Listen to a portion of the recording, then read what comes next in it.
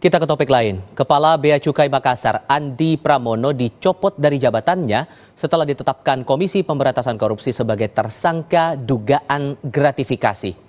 Direktorat Jenderal Bea dan Cukai memastikan Andi Pramono dicopot dari jabatannya sebagai Kepala Bea Cukai Makassar, Sulawesi Selatan. Kementerian Keuangan juga telah membentuk tim pemeriksa untuk proses menjatuhkan hukuman disiplin berat. Sehingga saya berada di situ adalah menjaga orang tua. Direktur Komunikasi dan Bimbingan Pengguna Jasa Bea Cukai Nirwala Dwi Herianto dalam rilis resmi menyatakan dalam rangka proses penjatuhan hukuman disiplin sesuai PP 94 tahun 2021 tentang disiplin ASN yang bersangkutan dilakukan pencopotan dari jabatan.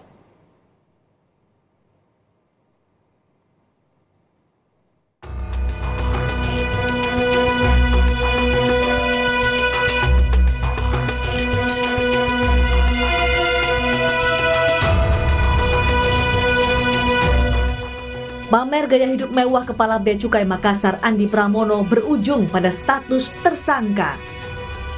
Maret lalu, Andi dipanggil KPK untuk klarifikasi harta kekayaannya karena gaya hidupnya dan keluarganya dinilai flexing atau pamer kekayaan di media sosial. Mulai dari penggunaan jam tangan mewah dan cincin blue safir hingga pamer rumah mewah di Cibubur, Jawa Barat.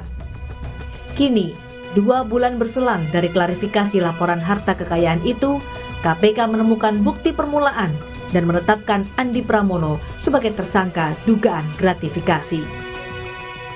Sudah ada tersangkanya ya, untuk dugaan penerimaan gratifikasi oleh pejabat di Direktorat Jenderal Bea dan Cukai, Kementerian Keuangan. Yang naik sidik yang mana? Yang di Makassar. Ya, yang di Makassar. Panggilannya kapan, Pak? Oh, belum. Kita kan masih manggil saksi tadi kan, 3 orang. Kemudian kemarin menggeledah yang di Cibubur. Kemudian juga melakukan pencegahan agar tidak bepergian ke luar negeri. Itu dulu langkah yang dilakukan oleh KPK. Sebelum Andi, pejabat Direktorat Pajak Rafael Alun Trisambodo juga menjalani proses yang sama. Setelah klarifikasi kekayaan yang dinilai tak sesuai dengan profilnya sebagai ASN, Rafael ditetapkan sebagai tersangka karena diduga menerima gratifikasi senilai $90.000 Amerika Serikat. Usai menyelidiki aset dan harta Rafael yang diduga hasil gratifikasi, Rafael Alun Trisambodo ditetapkan KPK sebagai tersangka kasus tindak pidana pencucian uang dan ia terancam dimiskinkan. Tim Liputan, Kompas TV.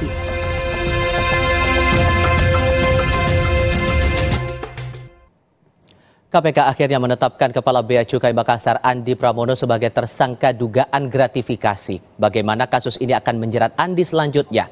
Apakah mungkin ia dijerat pasal tindak pidana pencucian uang? Kita bahas hal ini bersama dengan pakar hukum tindak pidana pencucian uang Yenti Garnasi. Bu Yenti, selamat sore, apa kabar Bu?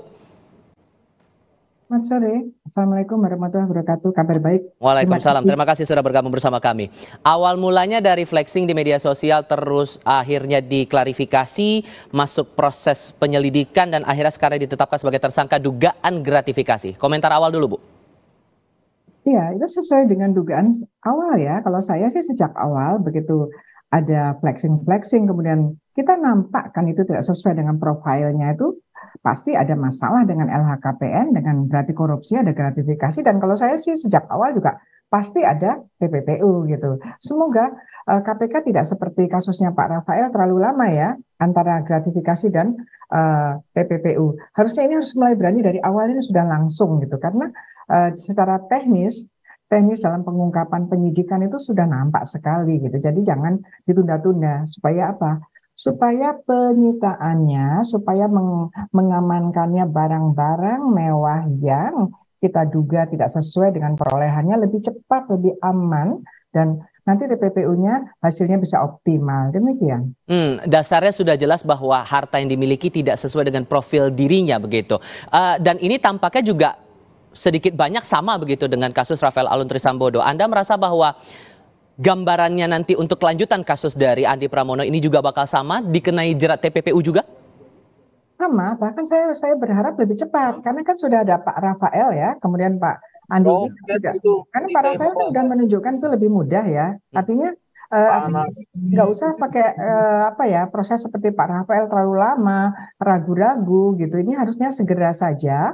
Itu langsung aja yang Wajib. apa Tapi ingin tapi linggo sih kok. langsung saja ada TPPU-nya gitu. Jadi memang kalau dari apa ya dari pasal 75 demikian kan, ketika penyidik tindak pidana asal dalam hal ini adalah gratifikasi, kemudian dia penyidik menemukan 2 bukti permulaan berkaitan dengan TPPU-nya, maka penyidik tindak pidana asal dalam hal ini KPK langsung menggabungkan dua sangkaannya dan melaporkan kepada KPK. Ini untuk urusan nanti kalau memerlukan bantuan-bantuan, dan saya pikir sekarang pun dari LHKPN dan LHA pasti sudah ada. Dan yang paling penting begini, ini kan baik Pak Rafael maupun Pak Andi ini kan munculnya bukan karena inisiatif ya, bukan karena inisiatif ada LHKPN kemudian ada kecurigaan kemudian ada metode bahwa LHKPN-nya mencurigakan kemudian didalami, kan enggak, karena flexing. Artinya apa? Artinya KPK harus punya metode bagaimana caranya LHKPN yang lain yang tidak di-flexing kan, itu juga kemungkinan terjadi begini juga. Jadi kalau mau bersih-bersih semuanya. Dari situlah makanya bisa cepat penelusuran itu sampai akhirnya dijerat TPPU, menurut Anda begitu, Bu? Iya, tapi jangan sampai begini. Jangan sampai KPK menunggu di-flexing gitu ya. Ini kan mengecewakan. Berarti apa? LHKPN kan banyak. Sudah bertahun-tahun, baru sekarang karena flexing masyarakat. Artinya apa? Penegak hukum seolah-olah itu minta dukungan terus dari masyarakat, minta di-flexing kan nggak bagus seperti itu. Ini sudah pelajaran lah untuk kita semua, untuk KPK, bahwa tidak harus pakai flexing. Yang LHKPN-nya bermasalah, kemudian ada LHA, cari sendiri gitu ya, cari sendiri kemungkinan penyelidikan, bukan penyidikan, penyelidikan bagaimana profilnya, gaya hidupnya, lifestyle-nya, ditanyakan tetangganya, tanyakan teman sekerjanya, sesuai dengan LHKPN-nya apa tidak.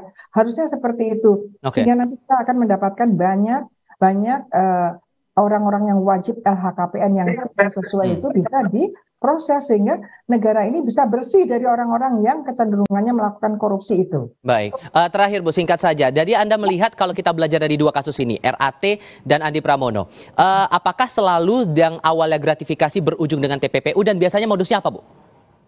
Iya, hampir selalu gratifikasi, kecuali baru nerima gratifikasi ketangkap ya, itu yang nggak ada TPPU-nya. Tapi kan ini tidak. Modusnya yang ditanyakan tadi, modusnya mulai dari yang sederhana, beli mobil, beli rumah, sampai dengan yang seperti Pak Rafael kemarin ternyata ada Bitcoin. Don't worry, jangan khawatir walaupun ada Bitcoin, nggak masalah.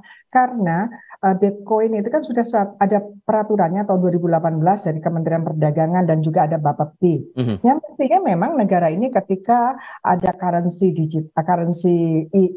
digital ya, e-digital currency transaksi itu ya, yang menggunakan e-wallet, menggunakan akun dan sebagainya, dan merupakan alat pembayaran yang sah menurut undang-undang mata uang, maka harusnya negara ini sudah punya mitigasi kalau terjadi ini seperti apa. Jadi tidak ada alasan mengatakan bahwa meskipun Pak Rafael itu white collar crime ya, modusnya itu canggih, tapi tetap bisa karena Bitcoin itu sudah tetap bisa. Jadi jangan alasan ini sulit terus kemudian nggak bisa.